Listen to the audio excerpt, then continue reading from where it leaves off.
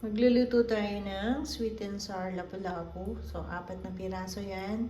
Lalagyan muna natin siya ng asin at paminta. Tapos, ipiprituhin natin siya.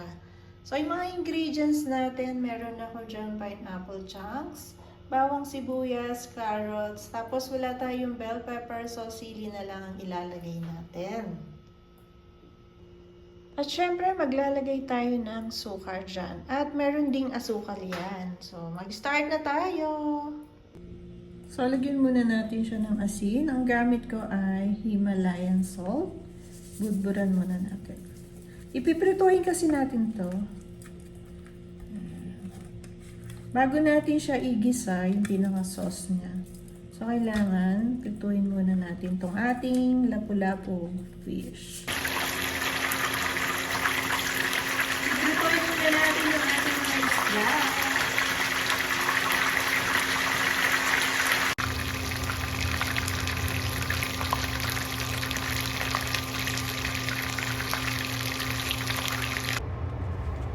So, igigisa natin yan. Ginisa natin yan una yung luya, bawang, sibuyas.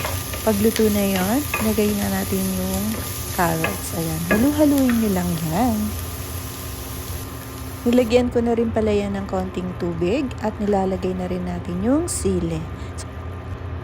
Hayaan mula natin siyang kumulo at lalagyan na natin siya ng pineapple chunks. Pampatamis din yan.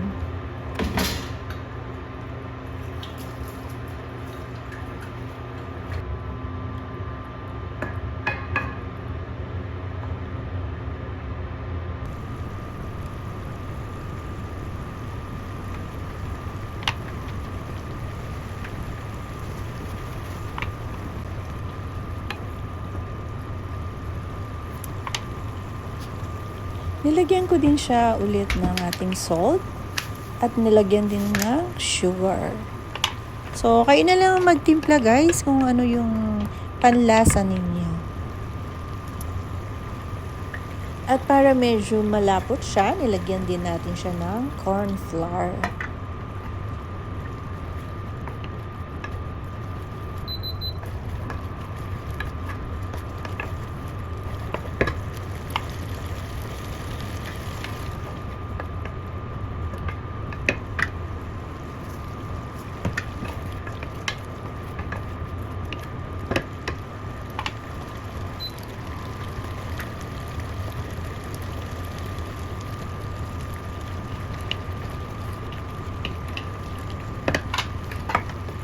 Luto na ang ating sweet and sour lapu-lapu. Mag-like and subscribe na kayo at maraming salamat sa panonood. Bye!